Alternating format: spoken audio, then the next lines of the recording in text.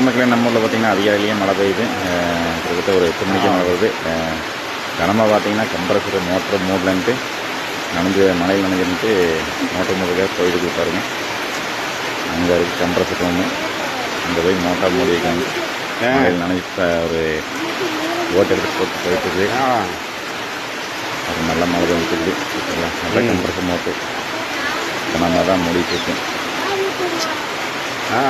சுத்தமாக சாக்கு போட முடியும்னா சாரல் மழை உள்ளே போச்சுன்னா மோட்டார் காயில் போயிருந்தா வந்து ஏசியில் மூடி வச்சுருவாங்க.